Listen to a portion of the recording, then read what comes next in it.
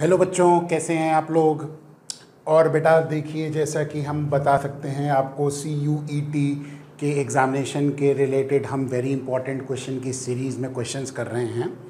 और पिछली previous lecture के अंदर बेटा हमने करंट इलेक्ट्रिसिटी के कुछ क्वेश्चंस किए थे। आज भी हम यूनिट 2 यानी कि करंट इलेक्ट्रिसिटी से रिलेटेड वो बेहद इम्पॉर्टेंट क्वेश्चंस करेंगे बेटा, जो कि CUET के पॉइंट ऑफ व्यू से मुझे लगता है कि बहुत आने के चांसेस बहुत ज़्यादा हैं। तो ऐसे क्वेश्चंस की तैयारी हम ज़्यादा करेंगे। चलिए पहला क्वेश्चन देखते हैं। क्वेश्चन नंबर 1 क्या कहता है। क्वेश्चन नंबर 1 कहता है कि हमारे पास सिचुएशन ये है कि current sensitivity of a moving coil galvanometer. बेटा करंट सेंसिटिविटी जो है वो बराबर डिफाइन होती है, लेट अस से इसको हम IS से कहते हैं। तो IS बराबर थीटा अपॉन आई होगा एंड इट्स वोल्टेज सेंसिटिविटी यानी कि VS बराबर होता है बेटा थीटा अपॉन V, है ना। यानी कि पर यूनिट करंट या पर यूनिट वोल्टेज पे कितना डिफ्लेक्शन है उसको करंट सेंसिटिविटी और वोल्टेज सेंसिटिविटी कहते हैं। तो यहाँ से फॉर्मूले में अगर आप देख सकते हैं तो VS बराबर थीटा अपॉन V और V बराबर किसके हो जाएगा I इंटू R, और थीटा अपॉन आई जो होगा वो करंट सेंसिटिविटी होगा, यानी कि वोल्टेज सेंसिटिविटी बराबर करंट सेंसिटिविटी अपॉन आर होगा। ध्यान रखिए ये सेंसिटिविटी है तो इसका रिलेशन जो है वो इस तरह से होगी, ठीक है। तो यहाँ से अगर हम R की वैल्यू निकालें तो R बराबर IS अपॉन VS होगा।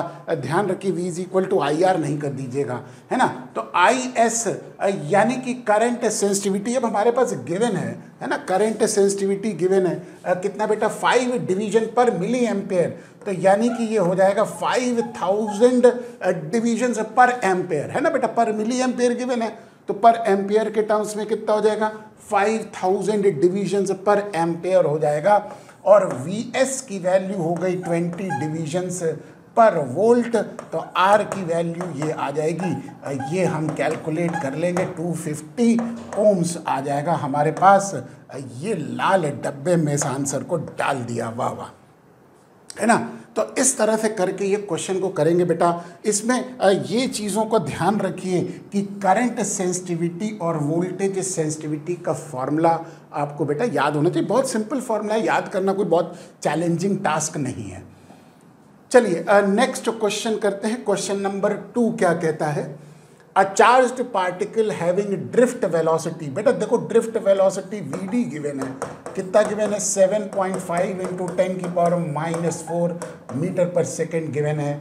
और इलेक्ट्रिक फील्ड गिवन है बेटा 3 इंटू 10 की पावर -10 पर मीटर, है ना।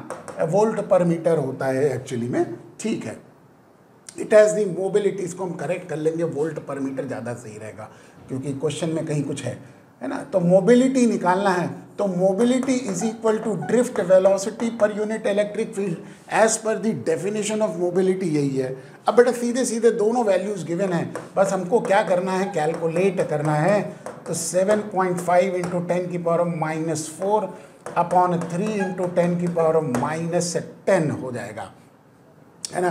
तो ये आ जाएगा हमारे पास 7.5 अपॉन 3 और ये ऊपर चला गया तो 10 की पावर -10 प्लस 10, ये हो जाएगा 10 की पावर 6, यानी कि 75/3 इंटू 10 की पावर 5, यानी कि ये हो जाएगा 25 इंटू 10 की पावर 5। देखिए क्या आंसर आ रहा है, ये देखिए ये वाला आंसर हमारा मैच हो रहा है 2.5 इंटू 10 की पावर 6, यानी कि ये आंसर हमारा मैच हो गया, ठीक।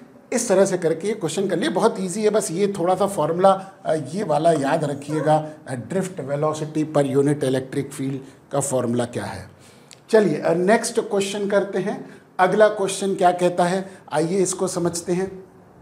क्वेश्चन कह रहा है the current in the primary circuit of a potentiometer, है ना बेटा। पोटेंशियोमीटर के केस में आप एक बार जरा सा थ्योरी को थोड़ा सा एक बार, क्योंकि प्रैक्टिकल भी आप लोगों ने किया है तो मुझे लगता है कि ये सारी चीज़ें आती होंगी, ठीक है। पोटेंशियल ग्रेडियंट निकालना है बेटा, क्या क्या गिवन है देख लेते हैं। देखो बेटा पोटेंशियल ग्रेडियंट जिसको हम K कहते हैं, ये बराबर potential difference per unit length होता है ना, और पोटेंशियल डिफरेंस बराबर current into resistance upon per unit length होगा। और करंट बराबर ये तो हमको मान लीजिए है आर बराबर किसकी हो जाएगा बेटा, रो एल अपॉन ए होता है, resistivity into length upon area.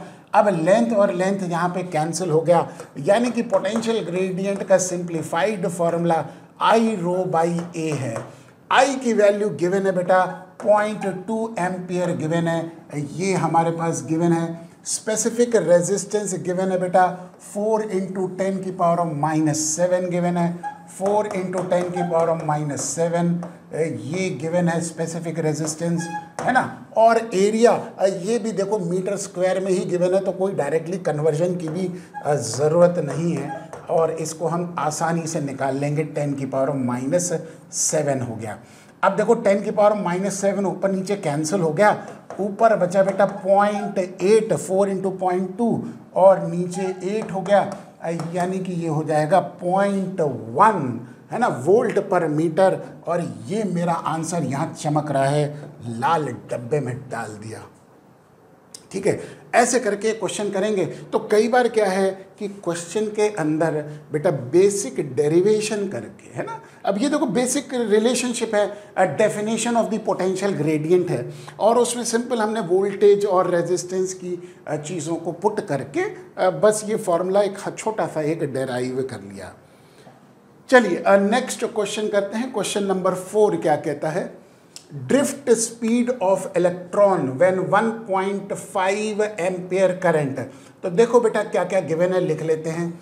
आई की वैल्यू 1.5 एम्पियर है ना, flows in a copper wire of cross sectional area, area given है 5 मिलीमीटर स्क्वायर है बेटा, तो 10 की पावर ऑफ माइनस कितना हो जाएगा, ये देखिए मिलीमीटर हो गया ना, तो मीटर स्क्वायर में तो ये 10 की पावर ऑफ -6 हो जाएगा। ठीक है ना। और ड्रिफ्ट वेलोसिटी वीडी को वी दे रखा है, इलेक्ट्रॉन डेंसिटी यानी कि स्मॉल एन गिवन है 9 इंटू 10 की पावर ऑफ 28 गिवन है पर मीटर क्यूब, और वैल्यू ऑफ वी निकालना है, ये हमको फाइंड आउट करना है। टेक दी चार्ज यानी कि ई बराबर 1.6 इंटू 10 की पावर ऑफ -19, ये गिवन है हमारे पास। ठीक है, चलिए अब हम इसको क्या करेंगे, कैलकुलेट कर लेंगे। तो ये हमारे पास I बराबर किसके हो जाता है बेटा, NEAVD, है ना। तो यहाँ पे VD की जगह V हो गया, तो V बराबर I अपॉन NEA, ये हमने पुट कर दिया। I हो गया 1.5, N गिवन है 9 इंटू 10 की पावर ऑफ 28, E गिवन है 1.6 इंटू 10 की पावर ऑफ -19, और एरिया 5 इंटू 10 की पावर ऑफ -6 गिवन है। ये कैलकुलेट बस करना है, और जब ये कैलकुलेट कर लेंगे तो ये वैल्यू आ जाएगी 0.02, है ना। तो ये वैल्यू आ जाएगी, मिलीमीटर पर सेकंड में है, तो ठीक है कोई बात नहीं। अब मीटर पर सेकंड में जब हम बात करेंगे तो उसके हिसाब से ये मिलीमीटर पर सेकंड में यूनिट ध्यान रखिए, क्योंकि आंसर यहाँ पे मांग रहा है मिलीमीटर पर सेकंड में। तो कैलकुलेट पहले तो मीटर पर सेकंड में कैलकुलेट करके फिर बाद में इसको हम मिलीमीटर पर सेकंड में डाल देंगे, है ना। या तो फिर डायरेक्टली मिलीमीटर पर सेकंड में ही कैलकुलेट कर सकते हैं, कोई ऐसी इश्यूज़ नहीं है। ठीक, तो ये हमारे पास करेक्ट आंसर हो गया, 0.02 आंसर हो गया। चलिए नेक्स्ट क्वेश्चन करते हैं। अगला क्वेश्चन देखते हैं क्या कहता है। क्वेश्चन नंबर 5 कहता है, galvanometer having coil resistance of 60 ohms, यानी कि गैल्वेनोमीटर का रेजिस्टेंस गिवन है 60 ohms, shows a full scale deflection when a current of 1 ampere passes through it, यानी कि IG की वैल्यू 1 एम्पियर है। It can be converted into ammeter which reads 5 ampere, यानी कि करंट जब 5 एम्पियर है उसको रीड करना है ना। तो क्या करना है, शंट की वैल्यू निकालनी है ना। तो चलिए शंट की वैल्यू निकालते हैं। आपको पता है कि बेटा IG इंटू जी बराबर होता है I minus IG into S, तो इससे शंट की वैल्यू निकाल लेंगे IG into G upon I minus IG। अब IG की वैल्यू 1 दे रखी है, और गैल्वेनोमीटर रेजिस्टेंस 60 दे रखा है, और I दे रखा है 5Ig1, यानी कि ये हो जाएगा 60/4, यानी कि ये हो जाएगा शंट हो जाएगा 15 ओम्स, है ना। ये वैल्यू शंट की आएगी। अब देखो बेटा किस में कन्वर्ट करना है, एमीटर में। तो जब कभी भी एमीटर की बात आती है तो बेटा शंट जो है वो हम कनेक्ट करते हैं पैरेलल में। तो putting in parallel resistance of 15 ohms, ये करेक्ट आंसर होगा, है ना। सीरीज वाला मत मार्क कर दीजिएगा क्योंकि ये एमीटर की बात हो रही है, ठीक है। तो ये हमारे पास क्वेश्चन का आंसर इस तरह से आ गया। नेक्स्ट क्वेश्चन क्या कहता है, आइए देखते हैं। क्वेश्चन कहता है, क्वेश्चन नंबर 6, बड़ा ही अच्छा क्वेश्चन है, फिर से पोटेंशियोमीटर का रिलेटेड क्वेश्चन है।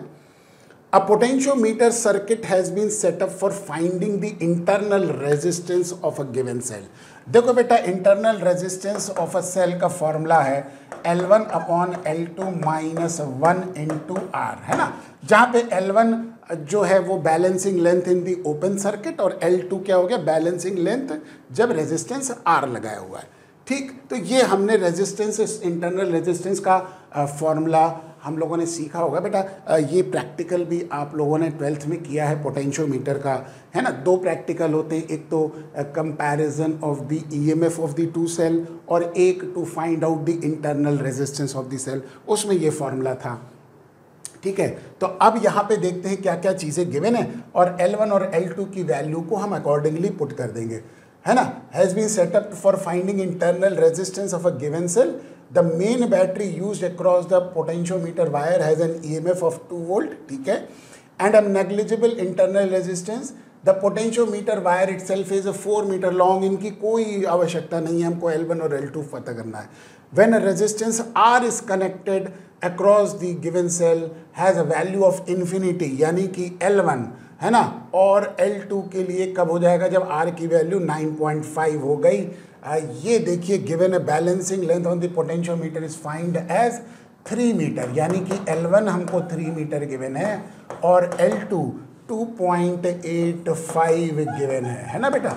जब R की वैल्यू इन्फिनिटी है तो बैलेंसिंग लेंथ 3 मीटर है, यानी कि ओपन सर्किट में बैलेंसिंग लेंथ 3 मीटर है, क्लोज सर्किट में बैलेंसिंग लेंथ 2.85 है ना, ठीक। अब वैल्यू ऑफ इंटरनल रेजिस्टेंस निकालना है। R की वैल्यू गिवन है, ये हमारे पास 9.5 गिवन है।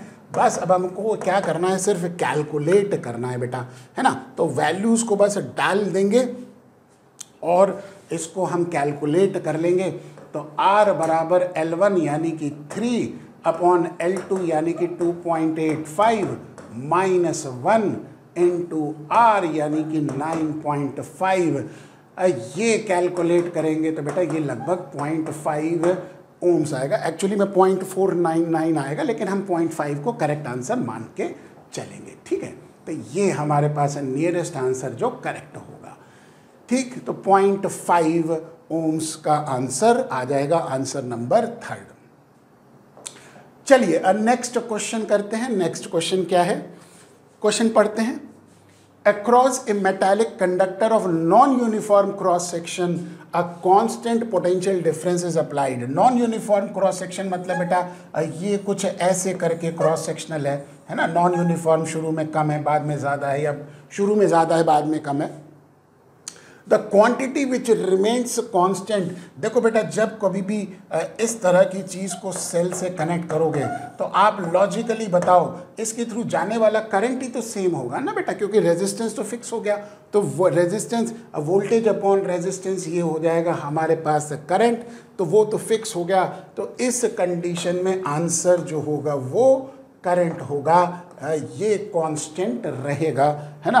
ड्रिफ्ट वेलोसिटी कांस्टेंट नहीं रहेगी, इलेक्ट्रिक फील्ड भी नहीं रहेगी, और करंट डेंसिटी जे, क्योंकि एरिया डिफरेंट है तो करंट डेंसिटी भी डिफरेंट हो जाएगी। क्वेश्चन नंबर 8 कहता है which of the following acts as a circuit protection device. बहुत कॉमन है बेटा, ये तो 10th क्लास का क्वेश्चन है, फ्यूज़, है ना। लेकिन कई बार क्या होता है कि ऐसे क्वेश्चन बेटा पूछे जाते हैं क्योंकि जो कॉमनली आपके हाउस होल्ड सर्किट की जो चीज़ें होती हैं वो ज़रूर पूछी जाती हैं। तो इन चीज़ों का ज़रूर ध्यान रखिए, ऐसी चीज़ें ज़रूर पूछी जाती हैं। तो नेक्स्ट क्वेश्चन, क्वेश्चन नंबर 19 क्या कह रहा है, इसको थोड़ा सा बड़ा कर लेंगे। A potentiometer is an accurate and versatile device to make electrical measurements of EMF because the method involves बेटा क्योंकि पोटेंशियोमीटर में condition of no current flows through the galvanometer, इसीलिए वो ज़्यादा एक्यूरेट तरीका होता है ना, क्योंकि करंट जैसे ही फ्लो करेगा वैसे ही बेटा हमारे पास इंटरनल रेजिस्टेंस एक्टिव हो जाएगा और फिर हमको टर्मिनल वोल्टेज मिलेगा। तो इसीलिए ईएमएफ को मेजर करना है तो no current flows through the galvanometer ये होना चाहिए, यानी कि सर्किट कोई भी करंट को ड्रॉ ना करे, इसलिए ये पोटेंशियोमीटर अच्छा तरीका होता है। आइए नेक्स्ट क्वेश्चन, क्वेश्चन नंबर 10, ये एक सर्किट डायग्राम से रिलेटेड क्वेश्चन है और इसको हम करेंगे क्या कहता है, when switch S is closed in the circuit then the value of current I. देखो बेटा ये जो करंट यहाँ पे दिख रहा है, ये दिख रहा है आपको करंट आई, इसकी वैल्यू हमें फाइंड आउट करनी है। ठीक, चलिए इसको तरीके को सिंप्लीफाई करते हैं। तो बेटा देखो ये हाई वोल्टेज है, करंट इधर जा रहा है, तो जिधर करंट जाएगा उधर वोल्टेज क्या करेगा बेटा, कम होगा ना, क्योंकि करंट हमेशा हाई टू लो फ्लो करेगा।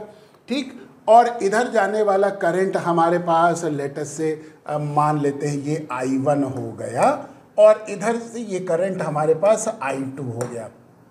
ठीक है, हमको I करंट निकालना है, तो I1 करंट इधर जा रहा है, तो बेटा यहाँ पे वोल्टेज 20 हो गया माइनस, अगर यहाँ का वोल्टेज निकालना है तो बेटा 2 times of I1 potential drop हो जाएगा। तो ये हमारे पास इस जंक्शन का पोटेंशियल आ जाएगा और यहाँ से करंट इधर जा रहा है, तो यानी कि इधर लो पोटेंशियल है जो कि V0 है, तो ये माइनस हो जाएगा 2 times of I, minus 2 times of I, और हम कहाँ पहुँच गए बेटा, यहाँ पर पहुँच गए और ये पोटेंशियल बराबर 0 हो जाएगा। ये हो गई फर्स्ट इक्वेशन हमने निकाल ली जो कि I और I1 के टर्म्स में है। ठीक, इधर से हमने आए, अब इधर से हम आएंगे बिल्कुल सिमिलर तरीके से, तो 10 वोल्ट माइनस, अब देखो बेटा इधर करंट जा रहा है तो I2 इंटू 4 माइनस कर देंगे, तो 4I2 माइनस कर दिया तो यहाँ जंक्शन का आ गया और फिर से माइनस कर दिया, ट्वाइस I बराबर किसके हो जाएगा, 0 के हो जाएगा। ये हमारे पास सेकंड नंबर की इक्वेशन आ जाएगी। ठीक है, तो इससे हम सॉल्व कर लेंगे और इसमें अब हमारे पास एक चीज़ और है कि इस जंक्शन पे देखेंगे बेटा, इधर से I1 और इधर से I2, तो I बराबर किसके हो गया, I1 प्लस I2 हमारे पास आ जाएगा। ठीक, अब ये 3 इक्वेशन को हम लेके क्या करेंगे बेटा, सिंप्लीफाई कर लेंगे, और तो कुछ नहीं है, बस इसको सिंप्लीफाई करना है। तो 3 इक्वेशन का फॉर्मेशन कर लिया हमने, है ना, अब इसको सिंप्लीफाई करना है। तो जब आप इसको सिंप्लीफाई करेंगे तो बेटा ये हमारे पास आंसर आ जाएगा। इसमें जब I की वैल्यू जब आप निकालेंगे सिंप्लीफाई करके तो ये आ जाएगा हमारे पास 5 एम्पियर आंसर आ जाएगा, है ना। बस इसको कैलकुलेट करके सिंप्लीफाई करना है ना। तो ये आप, मुझे लगता है कि आप बहुत आसानी से कर लेंगे, कोई बहुत दिक्कत की चीज़ नहीं है, साइमल्टेनियस इक्वेशन है। चलिए नेक्स्ट क्वेश्चन करते हैं, अगला क्वेश्चन को सॉल्व करते हैं। क्वेश्चन नंबर 11 क्या कहता है, in a Wheatstone bridge, जो कि हमारे पास फिगर में है, resistance P and Q are approximately equal. देखना बेटा, ध्यान रखिए, जब क्वेश्चन में ये कहता है कि P and Q approximately equal है तो आप उसको इक्वल मत पुट कर दीजिएगा, क्योंकि व्हीट स्टोन ब्रिज की कंडीशन ही ये होती है कि वहाँ पे जो रेजिस्टेंस जो हमको निकालना होता है वो अप्रॉक्सीमेटली उसके बराबर होना चाहिए जो कि नोन रेजिस्टेंस है, उसी के आसपास की रेंज होनी चाहिए, तभी वो एक्यूरेटली वर्क करता है। ठीक है, तो when R is equal to 400 the bridge is balanced. ठीक है, अब आप देखिए P अपॉन R बराबर किसके हो जाएगा, Q अपॉन X, है ना। तो यानी कि हम यहाँ से कह सकते हैं कि P upon Q is equal to R upon X की जगह X1 कर दें, है ना, या फिर हम इसको X की जगह X1 ना करके R1 कर देंगे और इसको X रख देंगे, क्योंकि R की वैल्यू डिफरेंट हो रही है ना बेटा, R की वैल्यू को हम चेंज कर रहे हैं। ठीक, तो R1 यानी कि कितना हो गया, इसको हम R1 मान लेंगे, और ये गिवन है कितना बेटा, 400 ओम्स गिवन है on interchanging P and Q। अब इसको इधर कर दिया, इसको इधर कर दिया, यानी कि ये इधर Q आ गया और इधर अब P आ गया, तो बेटा Q अपॉन R, अब देखिए क्या हो जाएगा बेटा, Q upon R should be equal to P upon X, यानी कि अब हमारे पास सिचुएशन ये हो गई कि P upon Q should be equal to X upon R2, है ना। अब ये R2 हो जाएगा, जो कि R2 की वैल्यू अब गिवन है कितनी बेटा, 405 ओम्स गिवन है। ठीक है, इससे करके आप इसको कैलकुलेट कर लेंगे। अब देखिए दोनों हमारे पास बराबर है, तो R1 अपॉन X बराबर X अपॉन R2, तो यानी कि X बराबर हो जाएगा √R1 R2। अब R1 गिवन है बेटा कितना, 400, और R2 गिवन है 405। ये वैल्यू X की हम कैलकुलेट कर लेंगे और ये वैल्यू आ जाएगी 402.5 ओम्स, आंसर आ जाएगा। ठीक है, तो इस तरह से करके X की वैल्यू को फाइंड आउट कर लेंगे। ध्यान रखिए, एक गलती आप यहाँ पे करेंगे कि P और Q को बराबर पुट कर देंगे और आपको थोड़ा सा कंफ्यूजन हो जाएगा। तो अप्रॉक्सीमेटली इक्वल तो कंडीशन हो गई जो कि हमेशा व्हीट स्टोन ब्रिज में या मीटर ब्रिज की कंडीशन में ली जाती है। क्वेश्चन नंबर 12, नेक्स्ट क्वेश्चन क्या कहता है, क्वेश्चन कह रहा है two equal resistance when connected in series to a battery consume electric power of 60 watt. बेटा एक छोटा सा डायग्राम बना लेंगे। ये मान लेते हैं हमारे पास ये दो रेजिस्टेंस है, इक्वल रेजिस्टेंस है, जो कि बैटरी से कनेक्ट कर दिया हमने, है ना बेटा, R और R, और V वोल्टेज हो गया बैटरी का। ठीक, अब इसका पावर कंजम्पशन गिवन है बेटा 60 वॉट। तो आपको पता है कि पावर लेटर से P1 हो गया, तो वो बराबर इसका पावर कंजम्पशन प्लस इसका पावर कंजम्पशन, है ना, और लेटर से करंट इसके अंदर आई जा रहा है एट एनी इंस्टेंट। तो बेटा ये पावर कंजम्पशन करेगा बेटा I² इंटू R, है ना, और इसके थ्रू जाने वाला करंट भी I ही होगा क्योंकि सीरीज में है, तो ये भी बराबर I² इंटू R, यानी कि ट्वाइस I² इंटू R हो जाएगा। और I को अब हम V और R के टर्म्स में डिनोट कर देंगे क्योंकि हमें V और R ही हमारे पास गिवन है, तो उसी के साथ कंपैरिजन करेंगे। तो पावर P1 बराबर ट्वाइस R और I बराबर यानी कि करंट बराबर V अपॉन R इक्विवेलेंट, तो V अपॉन R इक्विवेलेंट बेटा R प्लस R यानी कि 2R हो जाएगा। तो I² है ना बेटा, तो V अपॉन 2R तो I हो गया, तो I का स्क्वायर यानी कि V अपॉन 2R का होल स्क्वायर हो जाएगा।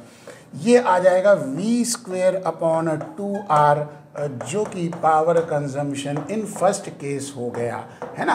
तो ये हमने power consumption in first case, यानी कि जब दो रेजिस्टेंस कैसे कनेक्टेड हैं बेटा, सीरीज में कनेक्टेड हैं, तब हमने इसको निकाल लिया।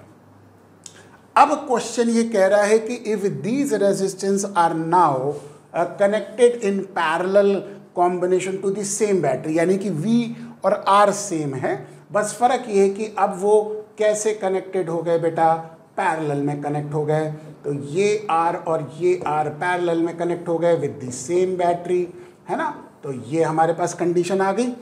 अब देखिए वही वोल्टेज V है, तो अब देखिए power consumption in second case, इसके क्रॉस पावर कंजम्पशन बराबर V² अपॉन R और इसके क्रॉस पावर कंजम्पशन भी V² अपॉन R, क्योंकि देखो बेटा दोनों पैरेलल में है तो वहाँ पे वोल्टेज सेम होगा। सीरीज में क्या सेम होता है बेटा, करंट सेम होता है ना। तो सीरीज में जब दो रेजिस्टेंस जाते हैं तो उनके थ्रू करंट सेम होता है, इसलिए वहाँ पे मैंने करंट का फॉर्मूला लगाया था, यहाँ पे हमने वोल्टेज का फॉर्मूला लगा दिया। ठीक है, तो ये हमारे पास पावर कंजम्पशन हो जाएगा इन दी सेकेंड केस, तो ये हो जाएगा ट्वाइस V² अपॉन R, ये आ जाएगा P2। अब P1 60 वॉट गिवन है और P2 निकालना है, तो हमें पता है कि 60 P1 गिवन है जो कि V² अपॉन 2R है, तो यानी कि 60 इंटू 2 बराबर V² अपॉन R हो जाएगा, है ना। ये 2 उधर चला गया, तो V² अपॉन R की जगह 60 इंटू 2 रख देंगे, तो ये हो जाएगा 2 और v स्क्वायर अपॉन r की जगह 60 इंटू 2 यानी कि 60 इंटू 4 जो कि 240 वाट आ जाएगा और ये हमारा आंसर होगा। ये देखिए ये आंसर हमारे पास चमक रहा है, लाल डब्बे में डाल दिया, आंसर नंबर 4। ठीक ऐसे करके ये न्यूमेरिकल करेंगे। चलिए नेक्स्ट क्वेश्चन देखते हैं, बड़ा ही इंटरेस्टिंग क्वेश्चन है ये, किरचॉफ के जंक्शन लॉ का क्वेश्चन लग रहा है। ठीक है, क्वेश्चन नंबर 13 क्या कहता है, in the given circuit diagram current I1 जो है, I1 गिवन है, I1 ये इधर की तरफ बेटा देखो डायरेक्शन है ना, और -3 एम्पियर गिवन है, यानी कि इसका डायरेक्शन हम ये कर दें, उल्टा कर दें, क्योंकि डायरेक्शन इधर की तरफ है और -3 बोल रखा है, तो इसका मतलब I1 की डायरेक्शन ऊपर कर देंगे और ये गिवन है 0.3। ठीक, I4 गिवन है 0.8, I4 ये देखिए I4 इधर जा रहा है, ये हमारे पास I4 जा रहा है ना, और इसकी वैल्यू गिवन है कितनी बेटा 0.8 गिवन है, और I5 जो है वो गिवन है। ठीक है, तो हमें I5 गिवन है बेटा किधर की तरफ, ये I5 है, ये गिवन है कितना, I5 की वैल्यू 0.4 एम्पियर गिवन है। ठीक, अब हमें I2 की वैल्यू, I3 और I6 की वैल्यू को फाइंड आउट करना है। ठीक है, अब आप देखिए ध्यान दीजिए, ये इधर से I4 आ रहा है ना, और इधर I5 जा रहा है, तो इधर से जाने वाला करंट I3 हो गया, तो I3 जो हो गया वो बेटा क्या हो जाएगा, I4 माइनस I5 होगा, है ना बेटा। देखो I4 इधर आ रहा है और इधर I5 चला गया, तो I3 जो करंट हो गया वो I4 माइनस I5 हो गया, यानी कि इस जंक्शन पे जाने वाला करंट जो हो गया I3 और I5 हो गया, जो कि I4 के बराबर है। ठीक है, तो ये हमारे पास I3 को निकालना है, I4 हो गया 0.8, I5 हो गया बेटा 0.4, तो I3 आ जाएगा 0.4। ये हमारे पास I3 0.4 आ जाएगा, है ना, तो ये हम निकाल लेंगे, एक तो वैल्यू आ जाएगी 0.4, यानी कि ये ऑप्शन करेक्ट नहीं है, ये ऑप्शन करेक्ट नहीं है, इन दोनों में से कोई एक है, क्योंकि बीच वाला I3 है, तो ये I3 और ये I3 हो सकता है। ठीक है, तो I3 हमने निकाल लिया। अब बारी आती है किसकी बेटा, हम I2 की बात करेंगे। देखो इधर से हमारे पास I5 जा रहा है, ये करंट I5 जा रहा है ना, और ये करंट I5 गया, उसके बाद ये रेजिस्टेंस के थ्रू पास होके I6 हो गया। ठीक है, तो I5 और I6 का देख लेंगे क्या है ना। ठीक है, तो अब देखो एक चीज़ का ध्यान दो बेटा कि जो I5 इधर जा रहा है वही तो I6 ही होगा ना, तो यानी कि I5 की जो वैल्यू वही I6 हो गया, तो इस कंडीशन में एक तो I6 0.4 हो गया, यानी कि I6 ये देखिए ये क्लियरली 0.4 हो गया, इसका मतलब करेक्ट आंसर हमारे पास ये होना चाहिए, और ये हम मार्क कर देते हैं। वेरीफाई कर लेंगे किससे, I2 करंट से वेरीफाई कर लेंगे। चलिए अब वेरीफाई करते हैं। I2 देखिए बेटा नीचे जा रहा है, और इस जंक्शन पे इधर की तरफ हमारे पास I4 चला गया और इधर की तरफ I1 चला गया, सॉरी ये I1 हो गया, तो अब आने वाला करंट जो है वो I2 हो गया और जाने वाला करंट I1 और I4 हो गया। I1 इधर चला गया 0.3, I4 इधर चला गया 0.8, यानी कि 1.1 एम्पियर। I2 की वैल्यू आ गई, बिल्कुल सही मैच हो गया, ये हमारे पास करेक्ट आंसर होगा। I2, I3, I6 है ना बेटा, किरचॉफ के जंक्शन लॉ को ओबे करते हुए ये क्वेश्चन हमने किया। ठीक है, चलिए moving on to the next question. अगला क्वेश्चन देखते हैं कि क्या कहता है क्वेश्चन, आइए उसको देखते हैं। क्वेश्चन नंबर 14 कहता है, in the presence of an applied electric field in a metallic conductor, क्या होता है, electron move in the direction of electric field, नहीं बेटा, electrons move in the direction opposite to the electric field. ठीक है, लेकिन आगे भी ऑप्शन देख लेते हैं, है ना। Electron move randomly but slowly drift in a direction opposite to electric field. ये मोस्ट अप्रोप्रिएट आंसर होगा, इसीलिए ये हम यहाँ पे इसको मार्क करेंगे। क्योंकि बेटा जब हम अप्लाइड इलेक्ट्रिक फील्ड लगाते हैं तो इलेक्ट्रॉन एक्सलरेशन लेता है और उसके बाद वेलोसिटी को गेन करता है, लेकिन चूंकि उसका फ्री पाथ नहीं होता है, वो दूसरे इलेक्ट्रॉन के साथ, आयंस के साथ कोलाइड करके अपनी एनर्जी को लूज़ करता है, तो बार बार वो कोलिजन करता हुआ वो चलता है। यानी कि उसकी एक एवरेज वेलोसिटी होती है जो कि ड्रिफ्ट वेलोसिटी होती है, और वो उसका ऑर्डर मिलीमीटर पर सेकंड में होता है। तो इसीलिए हम ये कह सकते हैं कि move randomly but slowly drift in a direction opposite to the electric field. Electric field के ऑपोजिट डायरेक्शन में इलेक्ट्रॉन ड्रिफ्ट करता है, इसीलिए उसको ड्रिफ्ट वेलोसिटी कहते हैं। ठीक है, तो ये वो बेटा बेहद इम्पॉर्टेंट क्वेश्चंस जो मुझे लगते हैं कि आपके CUET के एग्जामिनेशन के पॉइंट ऑफ व्यू से आने के लिए मुझे लगता है कि बहुत ही ज़रूरी करना है आप लोगों के लिए। तो इनकी प्रैक्टिस ज़रूर करिएगा बेटा। चलिए अब हम बाकी बातें नेक्स्ट क्लास में करेंगे और नए क्वेश्चंस के सेट के बारे में बात करेंगे। तब तक के लिए पढ़ते रहिए। Thank you so much. Have a nice day.